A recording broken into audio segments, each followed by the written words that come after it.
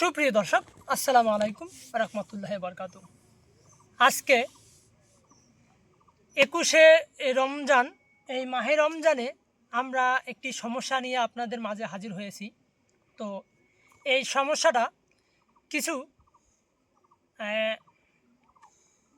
কীটনাশকের ব্যবহার করছি, আর কিছু আমরা নিজেই ব্রেন খাটাই টেকনিক্স ব্যবহার করছি।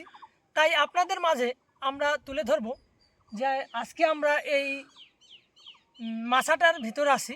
এটা হচ্ছে আমাদের লাউ গাছের মাছা।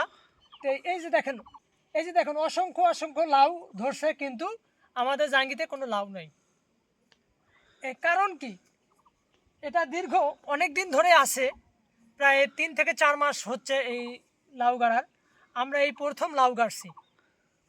তো আমাদের এই কথাগুলো হচ্ছে যে যারা আমাদের চ্যানেলে নতুন আছেন তারা অবশ্যই চ্যানেলটিকে সাবস্ক্রাইব করবেন, এবং যাদের সাবস্ক্রাইব করা আছে তাদেরকে অসংখ্য অসংখ্য ধন্যবাদ।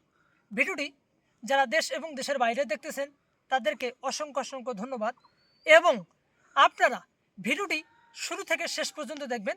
মাঝে মাঝে কেটে কেটে স্কিপ করে দেখবেন না, তাহলে আপনারা কোনো মতামত পাবেন না।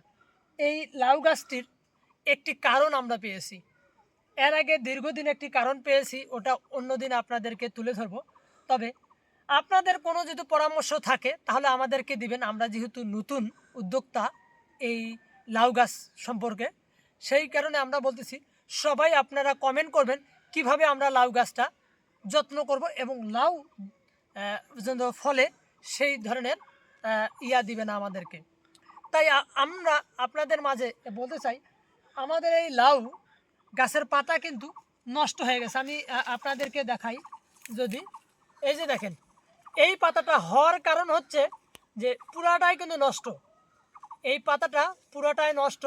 তা আমরা ভেবেচিন্তে দেখছি একটা সাদা মাছির মতো বা জাত পোকা। এইখানে আমরা হচ্ছে পাতাগুলো সব কেটে কেটে দিছি।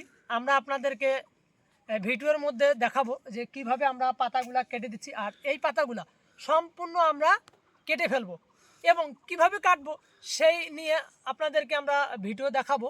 অবশ্যই অবশ্যই পাতাগুলো কিভাবে কাটবেন সেই নিয়ে অবশ্যই আপনাদেরকে আমরা ভিডিও দেখাবো, এবং এই যে পাতাগুলো আমরা কাটবো এবং কেটে কোথায় ফেলাবো না জমির মধ্যে রাখবো সেই বিষয় নিয়েও হচ্ছে আমরা দেখাবো ভিডিওর মধ্যে।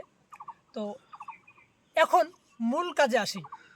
আমরা এই পাতাটা এই কারণ হওয়ার জন্য আমরা কিন্তু একটা কীটনাশক এক্সরে করছি।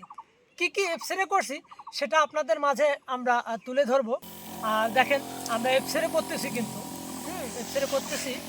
এখন মূল বিষয় হচ্ছে কি, আমরা প্রথমে দিয়েছি চন্দন নামে একটা প্যাকেট আছে, আপনার পাউডার জাতীয়। এটা কীটনাশক দিছি। এই কীটনাশকটা হচ্ছে আপনার সাদা মাছির জন্য। আমরা লক্ষ্য করছি যদি সাদা মাছি হয় তাহলে এটা কাজ করবে। আর তার সঙ্গে আমরা দিয়েছি লেটেস্ট জিঙ্ক দিয়েছি আমরা, তার সঙ্গে হচ্ছে লেটেস্ট জিঙ্ক দিয়েছি।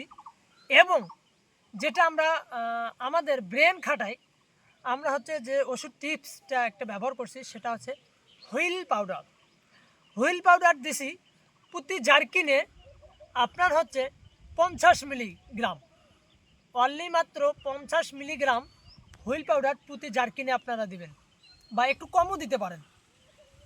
এটা দিয়ে রেজাল্ট আমরা আপনাদের কাছে জানতে চাই যেটা কীরকম হয়।